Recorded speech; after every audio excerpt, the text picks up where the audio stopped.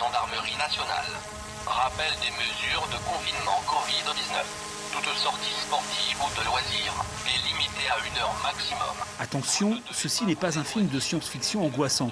Cette merveilleuse petite machine fait désormais partie de l'arsenal du gendarme. Grâce à l'œil inquisiteur de la caméra, il est devenu bien plus facile de surveiller de vastes portions de territoire pour repérer les réfractaires au confinement. Donc le drone, en moins d'1 minute, je peux le déployer en haut des falaises pour voir si on a des promeneurs justement qui ne respecteraient pas les mesures de confinement actuellement en place.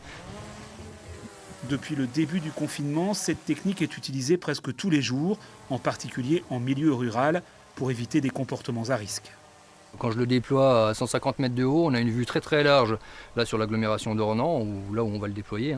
Donc à partir de là, on a vite fait de repérer si on voit des regroupements de personnes ou si on voit des personnes qui se promènent éventuellement, où on pourrait avoir un doute s'ils font partie d'une même famille ou quoi. Donc là, on envoie une patrouille effectivement, contrôler s'ils ont bien les attestations, s'ils font partie d'une même famille, pour pouvoir être ensemble à se promener, quoi. Si les promeneurs étaient auparavant simplement avertis, le ton est désormais plus martial.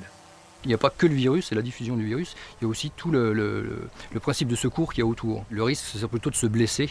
Surtout ça, quelqu'un qui part tout seul en VTT dans les bois, alors bon, c'est à proscrire le vélo parce que le risque de chute, derrière ça va demander une mise en place des secours, va l'emmener à l'hôpital, l'emmener dans un noyau éventuellement où il y a le virus, quoi.